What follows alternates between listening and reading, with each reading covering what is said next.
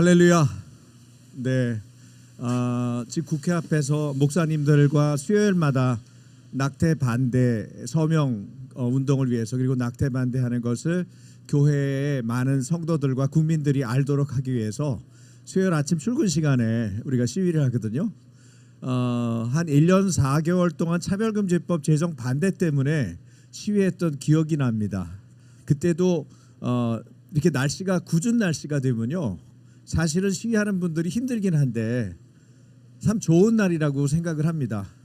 왜 그럴까요? 더 많은 사람들이 주목을 하고, 더 많은 사람들이 저 사람들이 저런 날씨에도 불구하고 나와서 기도하고 시위하는구나. 그러면 많은 사람들이 마음이 움직입니다. 오늘도 마찬가지입니다. 여러분들 이렇게 많이 오실 줄 몰랐어요.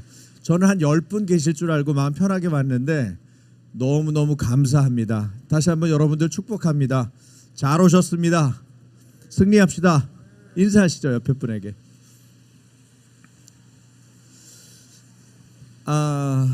네, 감사합니다. 오늘은 디모데후서 읽어주신 말씀을 가지고 말씀을 나누도록 하겠습니다. 일상을 가장 잘 사는 방법은 무엇일까? 그것은 마지막, 즉 끝날을 의식하며 사는 것입니다. 개인의 종말, 즉 죽음을 앞두며 염두에 두고 사는 것, 수고를 그치게 되는 은퇴를 생각할 수도 있겠습니다. 직장을 다니는 분은 사직을 생각하면서 내가 그만둘 날, 일을 그칠 날을 생각하면서 사는 것일 수도 있겠습니다. 그런데 끝을 생각하면, 마지막을 생각하면 내 눈앞에 있는 그 한 사람에게 주목할 수가 있습니다. 보다 성실하고 신실할 수 있습니다. 서로 사랑하고 살기에도 모자란데 우리는 많은 경우에 미워하고 또 원수 맺고 사는 것, 참 아쉽고 억울합니다. 마무리를 생각하고 살면 내게 이미 주어진 소중한 가치, 즉 구원과 자유와 용서와 사랑의 마음 쏟기가 아주 좋습니다. 아무리 그럴싸한 자리라도 그 자리에 연연하지 않을 수 있습니다. 변하는 것에 마음을 빼앗기지 않고 휘둘리지 않을 수 있죠. 바울은 종말론, 즉 자기 인생의 끝을 의식하며 살았습니다. 과거에 지었던 죄로부터 돌이켜 구원받아 자유롭게 된 것, 죄로부터 자유롭게 된 것을 기억하고 감사하며 예수님을 위해서 평생을 헌신하고 살았습니다. 그래서 세월을 아끼고 복음 전파에만 집중할 수 있었던 거죠. 본문은 사도 바울이 죽음을 바로 눈앞에 둔 시기에 쓴 편지입니다. 그것도 하나님과 심판주이신 예수님 면전에서 영적인 아들 디모데에게 엄히 하는 명령을 말하고 있습니다. 뭐라고 그럽니까? 말씀 전파하기를 항상 힘쓰라. 한번 따라해 보시겠어요? 말씀 전파하시기를 항상 힘쓰라. 복음 전파를 위해 항상 준비되어 있어야 한다는 말입니다. 복음 전하는 일에 신실하라는 거죠. 늘 준비되어 있으라는 말입니다. 그래야 놓치지 않고 기회를 누릴 수가 있습니다. 여러분은 중요한 순간, 급한 일이 있을 때 누구를 찾습니까? 믿을 만한 사람, 내가 생각하는 이 일에 대해서 맡겨도 될까? 맡겨도 될 만한 사람을 찾죠. 우리가 바로 그런 사람이어야 합니다. 예수 재림과 그로 인해 완성될 하나님 나라에 대한 확신을 근거로 주시는 명령입니다. 뭐요? 말씀을 전파하라. 얼마나 확실합니까? 얼마나 든든합니까? 얼마나 절대적입니까? 예수님이 우리를 믿고 이렇게 말씀해 주시는 거예요. 바울 사도를 통해서 말이죠. 저는 장례식을 집례하면서 임종하시는 분이 예수님을 믿고 돌아가셨든 예수님을 믿지 않고 돌아가셨든 상관없이 유가족에게 항상 이런 인사를 하도록 합니다. 천국에서 만납시다. 천국에서 만납시다. 남아있는 자들이 반드시 천국에서 만나야 되지 않겠습니까? 우리는 천국에서 만나야 할 사람들입니다. 그런 목표가 없이 잘 살 수는 없습니다. 용기 내어 복음을 전할 수 없습니다. 이 땅은 영원에 비하면 잠깐 있는 거처에 불과합니다. 교회를 개척하여 시작할 때 제가 만 40의 젊은이였는데 이제 환갑이 되었습니다. 그리고 10년이 안 되어 은퇴를 생각해야 될 나이가 됐습니다. 그럼에도 불구하고 목회자이기 때문에 늦게까지 일할 수 있어서 얼마나 감사한지 모르겠습니다. 복음을 전하고 사람들을 돌보고 위로하고 축복하는 일이 얼마나 기쁘고 감사한 일인지 모릅니다.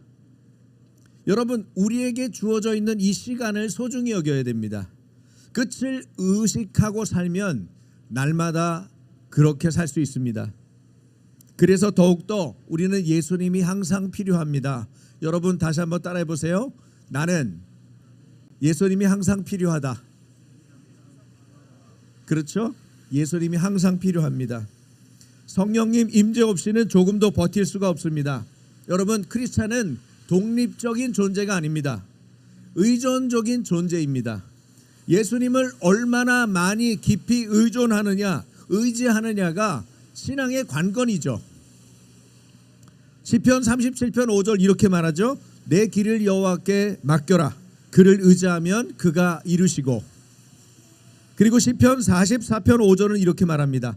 우리가 주를 의지하여 우리 대적을 누르고 우리를 치러 일어나는 자를 주의 이름으로 밟으리이다. 아멘. 여러분은 예수님을 잘 의지하고 계십니까? 아멘. 주를 의지하여 주의 이름으로 대적을 누르고 원수를 밟고 계십니까? 아멘. 그렇습니다. 그래서 우리가 이렇게 비 오는 날에도 변함없이 이 자리로 온 것이죠. 그러시길 축복합니다.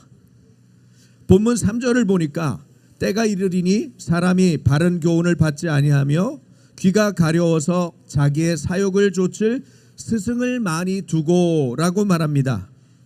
여러분, 사기당하는 분들 보면 무엇 때문에 사기를 당합니까?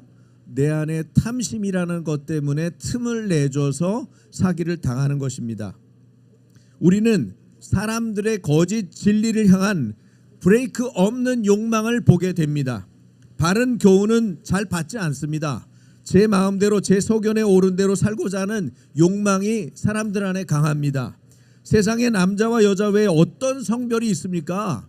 그런데 남자와 여자 사이에 수많은 성이 있다고 거짓말하고 자기의 죄 짓는 것을 정당화하려고 합니다. 제가 오래전에 영화 제작자 한 분과 만난 일이 있습니다. 여러분에게 말씀드리면 그분이요? 그렇게 놀랄 정도의 분입니다. 영화 시나리오를 이분이 봤는데 마음에 든다고 저한테 자랑을 하시더라고요. 그래서 그 내용이 뭡니까? 그랬더니 내용인즉 묻지마 살인입니다. 이유 없이 묻지 않고 살인하는 거, 그 영화의 시나리오 내용을 막 열심히 설명을 했습니다. 무려 30분 동안 제가 그 이야기를 듣는데 아주 쉽지 않았습니다. 제가 왜 그런 시나리오를 찾고 마음에 드셨냐고 여쭤봤어요. 이유는 단순했습니다. 다른 사람이 만들지 않는 미지의 세계이기 때문에 자기가 그것을 좋아한다는 거예요. 그러니까 예술인으로서 한 번도 남들이 가보지 않은 길, 남들이 만들어보지 못한 영화를 만들고자 하는 욕구 때문에, 그 창작 욕구 때문에 그게 마음에 든다는 거예요. 그래서 제가 그분에게 다시 물었어요. 그 영화를 만들고 나면 그 영화를 본 사람들이 어떤 결과가 있을까요? 그 생각은 안 해봤다는 거예요. 여러분, 어떤 결과가 있을까요? 많은 사람이 묻지마 살해에 대한 동조 행동을 하겠죠. 그리고 그것을 본 많은 사람이 영적으로 많이 어렵겠죠. 그런 것들을 생각을 못하는 겁니다. 그분하고 그런 대화를 다행히 나눈 다음에 제가 그것을 말씀을 드린 이후에 그분이 그 영화를 어쨌든 만들지, 지금까지 몇 년이 흘렀는데 그 영화를 만들지 않았더라고요. 너무 감사하게도. 여러분, 욕심이 끓어오르면 거짓 교사들이 모입니다. 그들 말이 들리기 시작해요. 결과는 무엇입니까? 허탄한 이야기를 쫓는 것입니다. 허탄한 이야기를 쫓는 거예요. 거기에도 뭐가 있지 않을까? 우리가 알지 못하는 그 세계가 있지 않을까? 하나님이 말씀을 통해 이미 다 가르쳐준 창조 질서를 무시하고 그 길로 가는 것입니다. 그러나 크리스찬에게는 오늘 본문을 보니까 다른 명령이 주어져 있어요. 너는 모든 일에 근신하여 고난을 받으며 전도인의 일을 하며 내 직무를 다하라. 여기서 근신하라는 말은 술 취하지 말라는 말입니다. 지속적으로 차분한 정신을 유지하라는 뜻입니다. 도덕적인 경계심을 가지라는 말이죠. 자신이 대단하다고 여겨서는 안 됩니다. 특히 죄에 관한 한 우리는 항상 죄에 넘어질 수 있는 자임을 인정하고 자인해야 합니다. 언제나 넘어질 수 있는 약한 자임을 의식해야 합니다. 그래야 예수님이 항상 필요합니다. 우리는 이렇게 고백할 수 있어요. 그래서 매일매일 그분을 찾고 그분 앞에 나아갈 수 있는 것입니다. 분별력을 갖고 침착해야 합니다. 그리고 뭐라고 그래요? 고난을 받으라. 고난을 받으라. 이렇게 명령하고 있습니다. 축복이 아닙니다. 고난을 말하고 있습니다. 복음 사역을 제대로 감당하면 힘들고 어려운 일이 있을까요? 없을까요? 있는 것입니다. 복음 사역을 제대로 감당하고 있다면 고난은 따라오는 것입니다. 핍박은 당연히 있는 것입니다. 그러면 뭘 해야 됩니까? 이 일에 대해서 잘 견뎌야 하는 것입니다. 견뎌야 합니다. 사랑, 믿음, 소망, 기독교인들의 이 세 가지의 중요한 가치에 하나를 더하자면 그것은 인내입니다. 몇 주 전 손현보 목사님 면회 갔다 왔습니다. 여러분 궁금하시죠? 손현보 목사님이 많이 살이 빠지셨다가 제가 뵀을 때는 몸무게가 돌아오셨더라고요. 그리고 저를 보시고 하는 얘기가 이 구치소가 힘들긴 하지만 구치소 안에서 하나님의 말씀에 집중하고 또 마음대로 기도할 수 있고 하나님과 친밀한 교제의 관계를 가질 수 있어서 수도원 같다고, 수도원 같이 보내고 있어서 너무 잘 보내고 있다고 그렇게 오히려 면회 간 저희를 위로하시더라고요. 사모님도 아주 담담하게 교회를 섬기고 계셨습니다. 그 안에 있는 미소 뒤에는 슬픔과 어려움이 있겠지만 고난을 당연히 마땅히 감당하면서 견디시는 그분들을 볼 때에 참 많은 존경심이 갔습니다. 사실 여러분 어떻게 알고 계시는지 모르지만 손현보 목사님은 전도 그리고 말씀을 양육하는 거, 복음 전하는 거 이거 말고는 해본 일이 없는 분이에요. 그분의 책이 최근에 나왔죠. 12번의 음성과 13번의 환상. 저희는 저희 교회가 전체가 다 읽었는데 그 내용을 보면 그분이 어떻게 살았는지 너무 잘 알 수 있어요. 하나님이 다음 세대에 대해서 또 교회에 대해서 나라가 무너지는 것에 대해서 안타까운 마음을 주시니까 이분이 견딜 수 없어서 그런 일을 하게 된 것이죠. 결국은 그분이 반대했던 교육감 어떻게 됐습니까? 교육감 자격을 상실했죠. 상실했어요. 뉴스를 보세요. 부산 교육감 말하는 겁니다. 하나님은 하나님의 일을 하나님의 때에 행하시는 거예요. 그분은 구치소에 계시기 때문에 아무런 일을 할 수가 없는 상황이 됐지만 하나님은 그분을 통해서 그분의 기도를 통해서 그분의 교회를 통해서 그분의 말씀을 들은 많은 하나님의 사람들을 통해서 하나님이 일하고 계시는 것입니다. 복음을 전하면 핍박이 따릅니다. 그럼에도 고난받는 건 복음을 전하는 전도인의 마땅한 특권입니다. 여러분 고난당하는 걸 두려워하지 마십시오. 내가 사랑하는 예수님 때문에 예수님을 위한 고난 얼마나 감격적이고 기쁜 일입니까? 여러분 우리가 누군가를 사랑하면 그 사람을 위하여 일을 하게 됩니다. 시간을 쏟게 됩니다. 마음을 쏟게 됩니다. 그런데 시간이 아까워요? 그것은 사랑하지 않는 것입니다. 그것이 힘들어요? 그것은 사랑하지 않는 것입니다. 우리가 그 사람, 사랑하는 그 사람을 위해서 쏟는 그 시간들, 그 헌신들, 그 수고가 얼마나 감사한 일입니까? 그 일하게 된 것만 해도 감사하죠. 그래서 우리는 고난을 자처합니다. 안 그렇습니까? 요즘 대한민국에서 전도하고 복음 전하는 일이 쉽지 않습니다. 3학년 여자아이들 여럿이 친구에게 교회 나와라, 우리 교회 좋다, 목사님도 재밌다, 많이 놀아준다, 먹을 것도 많다, 여러 가지 얘기했겠죠. 아이가 그러게 하겠다고 나가겠다고 대답을 했습니다. 그런데 주일에 오지 않았습니다. 그래서 전도했던 아이가 그 아이에게 물었어요. 왜 너 오겠다고 그랬는데 못 왔어? 그 아이 대답 왈. 엄마가 교회는 안 된다고 하셨어. 엄마가 막는 겁니다. 납득할 만한 이유도 설명도 없습니다. 반기독교, 반교회적인 생각이 우리 사회에 팽배합니다. 교회는 과거에 인기가 1위였는데 3위로 떨어졌습니다. 교육이 심각하게 무너져 있습니다. 교사는 악성 민원으로 정신과 치료를 받는 분이 많다고 그러죠. 교과서는 거짓 사실과 거짓 역사가 가득합니다. 대한민국이 여기까지 어떻게 왔는지, 가난, 절방, 질병, 더러움으로 무너져 있던 이 땅을 선교사님들이, 수많은 크리스찬들이 어떻게 희생하여 일구고 살려냈는지 전혀 모릅니다. 새 가족이 한 분 오셨는데 이렇게 질문하는 거예요. 목사님, 여러 가지 얘기를 하시는데 선교사들이, 교회가 대한민국을 위해서 뭘 했나요? 그분이 배운 분인데 몰라요, 내용을. 그래서 제가 깜짝 놀라서 그 다음 주에 설교를 선교사들이 조선시대부터 어떻게 우리 가운데 일하셨는지 그것을 PPT까지 준비해가지고 설교한 일이 있습니다. 여러분, 의도적이고 조직적으로 교과서에서 선교사나 교회가 한 일들을 지웁니다.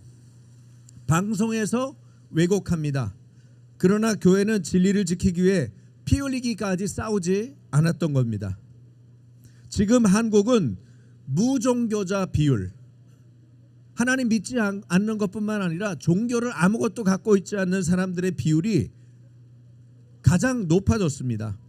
2024년도 한국 리서치에 따르면 대한민국 18살부터 27살까지의 남성은 10명 중에 7명, 67%가 무종교자입니다.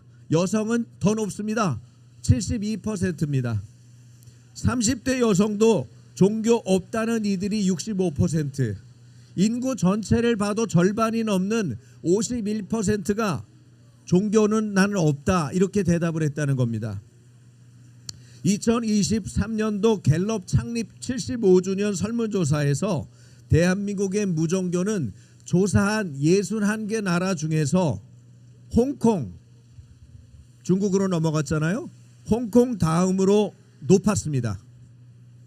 종교인 비율은 48위, 61개 나라 중에, 조사한 나라 중에 48위로 거의 꼴찌에 가깝습니다. 여러분, 비상이죠. 무종교인이 많다는 것은 종교성이 많은 대한민국에서 지금 이상한 길로 가고 있는 거죠. 기독교의 최대의 적은 무엇입니까? 무신론입니다.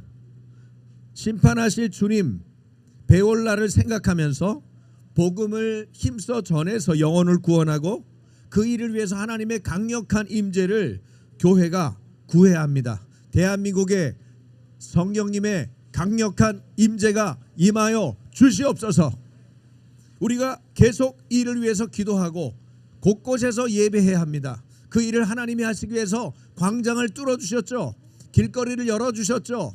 이제는 교회에서만 모이지 않고 광장에서 기도하며 예배하며 모이는 많은 그룹들이 생겨났죠. 길거리에서도 하나님을 외치죠. 지금 여러 가지 일들을 주도하는 분들 보세요. 어떤 사람들입니까? 성령의 사람들입니다. 지금 낙태반대 얘기를 했습니다만, 낙태반대의 선두를 달리고 있는 시민단체의 대표들이나 거기 앞에 서서 시위하는 분들 태만을 보십시오. 누굽니까? 성령의 사람들입니다. 1시간 동안 이 추운 겨울에 곳곳에 식약청 앞에서, 또 국회 앞에서, 그리고 그것을 입법 법안을 내놓은 그 국회의원들 사무실 앞에서 매주마다 목사님들이 가고, 성도님들이 가고, 장로님들이 가고, 권사님들이 가고, 기도하는 사람들이 가서 뭘 외치겠습니까? 하나님 앞에 호소하지 않겠습니까? 하나님의 임재를 구하지 않겠습니까? 복음이 전파되는 것이 막히는 것에 대해서 하나님 도와주세요라고 불쌍히 여겨주세요라고 기도하지 않겠습니까? 하나님은 이 기도를 듣고 계십니다. 할렐루야. 기도가 쌓여야 됩니다. 지속하는 것이 능력입니다.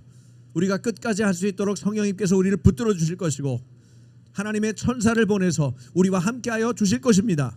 우리는 그것을 믿고 한 걸음 한 걸음 나아가는 것입니다. 제가 속한 한국교회 다음 세대 지킴이 연합이라고 하는 단체가 있습니다. 한다연이라고 불리우는데 이 단체도 그래서 기독교 최대의 적이 무신론이라는 사실을 알기 때문에 내년도에 집회, 대형 집회를 할 때 2월 3일 날 하거든요. 이제 매년 했기 때문에 네 번째 집회가 되는데 이 집회에 교회 리더십들이 모여서 기도하고 진리를 듣고 믿음으로 순종하여 복음의 가치를 드는 복된 기회를 만들 것입니다. 무신론이 어떻게 문제가 있는지 우리 이태희 목사님도 강의를 하나 맡으셨는데 네 분이 와서 그 자리에서 함께 기도하면서 그 강의를 통해서 무엇이 문제인지를 알릴 것이고 언론을 통해서 많은 사람이 듣게 할 것입니다. 여러분, 절반 이상의 사람들, 대한민국의 절반 이상의 사람들이 아무것도 믿지 않는다는 무신론이 하나님 없다 사상에 붙잡혀 있는 것이 얼마나 이게 문제가 되는 것입니까? 많은 사람이 하나님을 등지고 있습니다. 교회를 다녀도 전적으로 믿지 않고 있습니다. 복음 전파와 하나님의 강력한 임재를 구하는 것은 우리의 거룩한 부르심이며 사명인 것입니다. 끝으로 부탁드립니다. 여러분, 대한민국의 여러 일들로 절망하고 포기한 분이 종종 있다고 들었습니다. 어쩌면 이 자리에 온 분들은 안 계시겠지만 방송을 듣는 분 중에 이런 분이 있다면 한번 들어보십시오. 대한민국은 그리 만만한 나라가 아닙니다.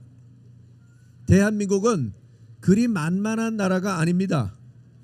공산주의가 가장 뿌리 내리기 쉬웠던 나라가 전 세계에서 한국이었다는 거예요. 이 한반도 땅이었다는 거예요.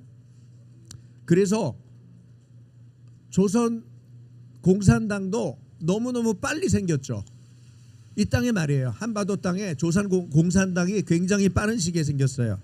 볼셰비키 혁명이 있자마자 그 이듬해인가 생긴 것이 조선 공산당입니다. 그만큼 이 나라는 먹기가 좋은 나라라고 생각을 했던 것 같아요. 공산주의자들은. 그런데 하나님은 이 나라를 지난 100년 동안도 지켜주셨습니다. 위태위태할 때마다 하나님께서 하나님의 일을 행하셨어요. 하나님의 사람들을 일으키셨어요. 하나님의 사람들이 기도하게 하셨고 하나님의 사람들이 그 일을 위해서 싸우게 하셨어요. 그리고 승리하고 100년을 지내온 거예요. 이 땅에서의 복음의 시작을 생각해 보세요. 세계의 선교사님들이 많이 갔죠. 우리나라는 어디에 붙어 있는지도 모르는 나라였습니다. 중국 밑에 있다더라, 일본 위에 있다더라, 어디 있다더라.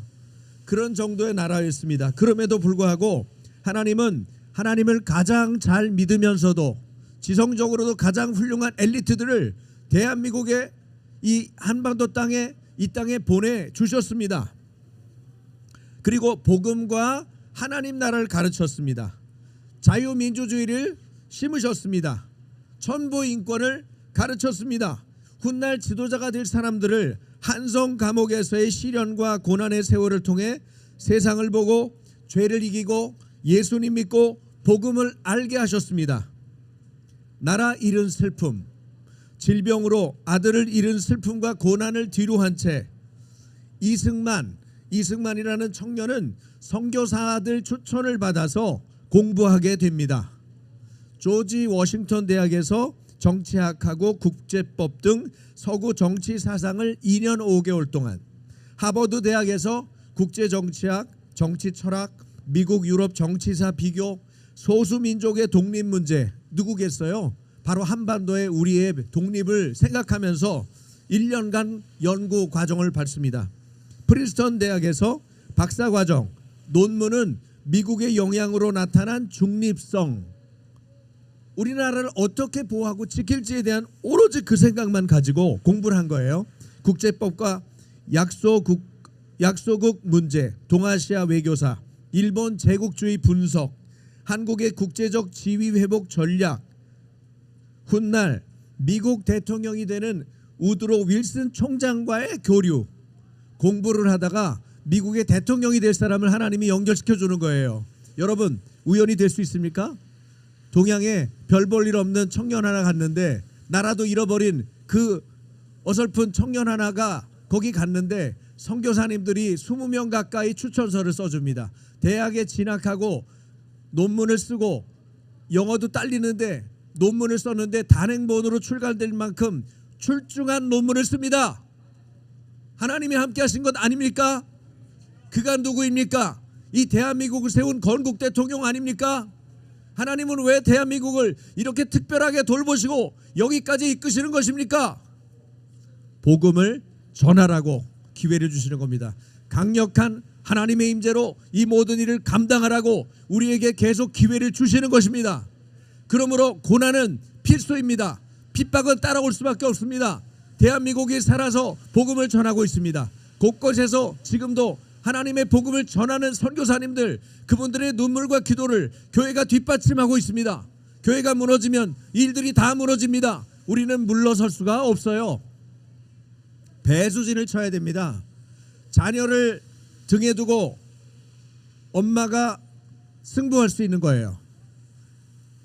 들판에 들녘에 있는 새들도 둥지가 있으면 엄마 새가 트랙터가 몰고 가는데도 날갯짓 하는 거 보셨어요? 최근에 동영상이 뜨던데, 나중에 그 새가, 그 조그만 새가 날갯짓을 하면서 트랙터를 막고 있는데 도대체 왜 그런가 하고 내려보니까 그 앞에 그 새의 둥지가 있는 거예요. 알들이 있는 거예요. 여러분, 보잘것없고 작은 새조차도 자기 새끼들을 돌보기 위해서 목숨을 겁니다. 여러분, 대한민국의 자녀를 건드려요? 잘못한 것입니다. 부모들이 벌떼처럼 일어나서 끝까지 싸울 것입니다. 지금 교과서 문제, 그죠? 그리고 조기 성애화 문제, 또 낙태 문제, 전부 누가 만들고 있어요? 이 악법들을 누가 만드는 거예요? 누군요? 악인들이 만들고 있죠. 하나님 없다 사상에 붙잡힌 그들이 만들고 있죠. 그러므로 우리는 복음을 전파하고 하나님의 강력한 임재를 곳곳에서 구해야 하는 것입니다. 얼마 전 하나님의 특별한 인도와 은혜 속에서 제가 생각해 보지 못한 여행을 가게 됐습니다. 아주 갑작스러웠고 뜻밖의 여행이었어요. 사람들이 그렇게 부러워하는 바로 하와이 여행입니다. 부러우시죠? 네, 여러분에게 하와이 여행을 소개하겠습니다. 저는 빅 아일랜드, 하와이 중에서 제일 큰 섬이라고 하는 빅 아일랜드에 호놀룰루에 도착해서 비행기를 국내선을 한 번 더 타야 되는 그런 여행을 했습니다. 빅 아일랜드에 선교사님 부부가 여러 차례 초대를 했는데 이번에 하나님께서 마음을 움직여 주셔서 그런데 그곳에 가서 두 가지 인상 깊었던 여행 얘기를 여러분에게 들려드리겠습니다. 하나는 열방대학입니다. 들어보셨죠? 이 열방대학을 가게 됐어요. 저희가 청년 때 제자 훈련 받고 그러면은 외국에서 온 선교사님이나 강사분들이 오시는데 열방대학 출신이 많았어요. 그래서 오실 때마다 뭐라 그러냐면 막 좋은 강의를 해주신 다음에 나중에 열방대학 꼭 한번 오세요. 열방대학이 어디 있는지도 모르지만 열방대학 오라니까 가고 싶은 마음이 있었어요. 그런데 벌써 세월이 몇십 년이 흘러버린 거죠. 저희들 열방대학 간다는 거 꿈에도 못 꾸고 그런 생각을 했어요. 그런데 그 열방대학을 제가 밟았습니다.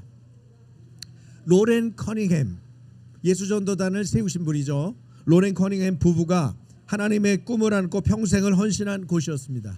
그곳은 하나님의 마음을 품었던 수많은 예수 제자들이 복음을 온 세상에 전하기 위해서 모여 기도하고 예배하고 훈련받는 선교의 요람이기도 합니다. 아무것도 모르고 갔는데 갔더니 예배를 저녁에 한다는 거예요. 아무것도 모르고 갔는데 아침에 예배로 모인다는 거예요. 그래서 예배에 참여할 기회가 있었습니다. 수많은 예배자들이 왔습니다. 약속 시간에 어디서 그 많은 사람이 모였는지 1000여 명이 모였어요. 80%가 청년입니다. 영어로 자막이 나오고 찬양이 울려 퍼지는데 그 밑에 한글 자막이 있는 거예요. 여러분, 그 많은 세계의 사람들이 왔는데 다른 언어는 없고 영어와 한글 자막이 있었습니다. 얼마나 마음에 감동이 일어났는지. 제가 영어를 잘 못하는데 한글 자막이 있으니까 얼마나 부르기 쉬웠는지. 하나님 앞에 하나님의 임재를 구하면서 그들과 함께 예배하는데, 이 열방에서 온 많은 사람들과 예배하는 그것을 통해서 하나님이 저를 위로하시고 격려하시고 하나님의 영광을 보게 하시고 예배하는 족속, 예배하는 사람들로 우리를 불러주신 것에 대한 기쁨이 제 안에서 솟아났습니다. 여러분, 열방대학에 가면 또 한 군데 가볼 때가 있어요. 그것은 국기광장입니다. 국기가 쫙 200여 개의 나라의 국기가 광장에 이렇게 펼쳐져 있어요. 깃발이 이렇게 다 세워져 있고 매일 휘날리죠. 그게 왜 있나? 많은 사람들이 그곳에서 기도한 거예요. 많은 분들이 밑바닥에 보니까 벽돌로 밑바닥에 이렇게 장식이 되어 있는데, 이 열방대학에 헌신한, 재정으로 헌신한 분들의 이름이 써 있어요. 몇 년도 아무개. 한국 사람이 제법 많더라고요. 그리고 그 주변에는 나라들을 소개하는, 각 지역별로 나라를 소개하는 그 이름하고 지도가 있었습니다. 그 땅을 밟으면서 많은 분들이 거기서 기도를 한 거예요. 열방대학을 거치면 열방대학의 국기광장을 지나면서 많은 분들이 기도를 하는 겁니다. 가운데는 찬양하는 사람들의 동상, 찬양하는 사람들의 모양을 본뜬 세 개의 동상이 서 있어요. 얼마나 아름다운지 모르겠어요. 분수가 있고 그 동상이 이렇게 있는데, 그 동상을 보면서 야, 얼마나 뜨겁게, 얼마나 많이 헌신된 기도자들이 이곳을 지나가면서 하나님 앞에 호소했겠는가. 세계 열방을 향해서 복음을 전하도록 하나님의 강력한 임재가 있도록 얼마나 많이 기도했겠는가. 그리고 그 가운데 하나가 바로 대한민국이구나. 대한민국이 그렇게 기도했고 대한민국이 복음에 헌신한 것은 이분들이 그렇게 끊임없이 우리를 위해서 중보했기 때문에 이 모든 일들이 이루어졌구나. 그 사실을 알게 되면서 저도 눈물 속에서 그 시간에 기도하는 시간을 가질 수 있었습니다. 얼마나 감사했는지 모릅니다. 또한 한 군데가 더 있습니다. 또 한 군데는 산입니다. 마우나케어라고 하는 산이에요. 빅아일랜드를 가면은 반드시 가보라고 여러 사람이 얘기를 해가지고, 그게 뭔가, 마우나케어가 뭔가, 뭔지도 모르는데, 모르는 사람한테 거기는 지구에서 가장 높은 산입니다. 우리는 에베레스트가 제일 높은 줄 알죠? 에베레스트가 8,848m. 그런데 해저 바닥에서부터 따지면은, 이게 과학적으로 입증이 된 거죠. 해저 바닥에서 따지면은 에베레스트는 8,848m인데 여기는 마우나케어는 1,203m입니다. 그러니까 제일 높은 게 맞죠.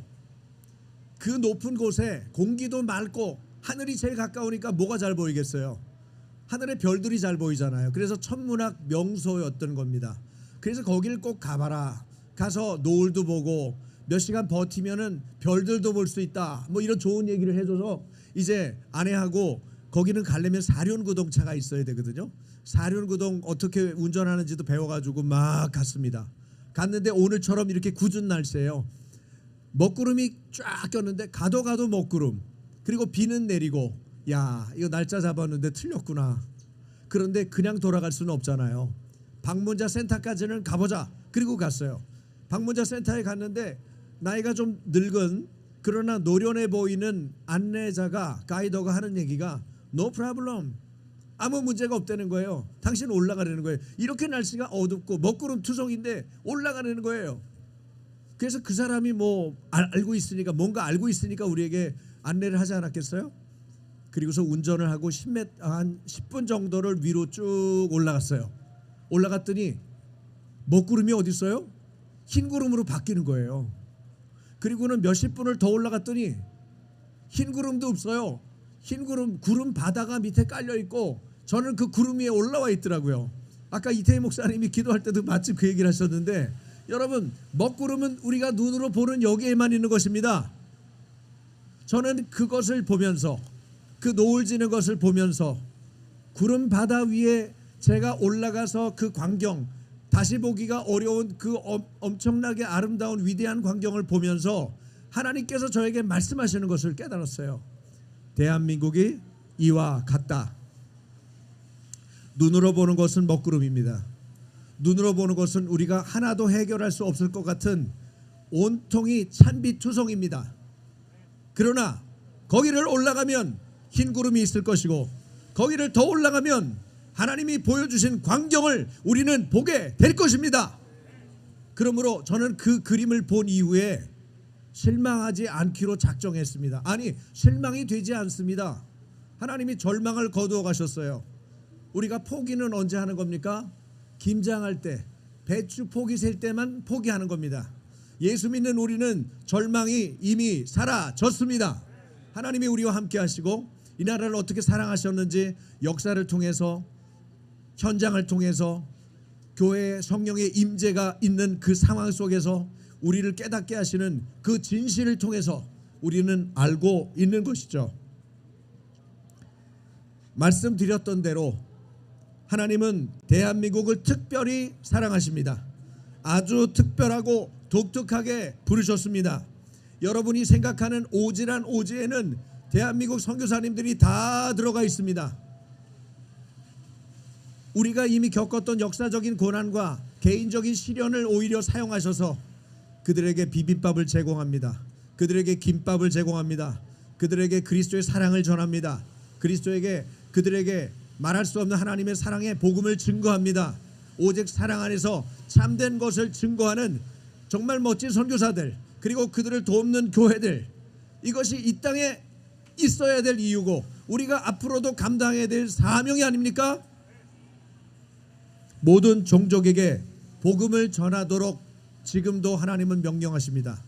저희 교회도 이제 2차례 해외로 나가서 복음을 전하는 현장 전도, 현장 선교의 기회가 있습니다. 이것을 감당하는 것이 얼마나 감사한지 모릅니다. 여러분, 우리가 있는 자리에서 복음을 전하십시다. 우리가 있는 자리에서 멈추지 말고 영혼을 구원합시다. 그리고 그 일을 위해서 교회와 이 대한민국에 성령의 강력한 임재가 있도록 위해서 기도합시다. 그것을 방해하는 모든 악법과 그것을 방해하는 어떤 세력, 그 어떤 세력도 교회를 넘보지 못할 것입니다. 음부의 권세가 이기지 못하리라. 주님이 말씀하신 말씀대로 하나님의 뜻을 지속적으로 행하십시다. 지속하면 능력입니다. 따라서 해보시겠어요? 지속함이 능력이다. 복음이 능력이다. 이 일을 위해서 우리가 함께 기도하기를 원합니다. 우리가 이 일을 뒷받침할 한국교회가 무너지지 않도록 주님 책임져 주십시오. 우리는 주님의 말씀에 순종하겠습니다. 하나님 인도해 주십시오. 우리 핑계대지 말고 복음을 전파하도록, 고난 무릅쓰고 전도인의 직무를 다하도록 하나님 우리에게 성령의 충만함을 주시고 하나님 이 일을 감당할 수 있는 능력을 부어 주십시오. 하나님의 능력을 부어 주시옵소서. 하나님의 복음을 전하는 우리에게 하나님의 능력이 함께 갈 수 있도록 예수님이 그러하셨던 것처럼 교회 위에도, 우리 성도들 위에도 그러한 은혜를 주십시오. 먼저 첫 번째 기도 제목으로 함께 소리내서 기도하겠습니다. 같이 주여 한번 부르고 기도할까요? 주여!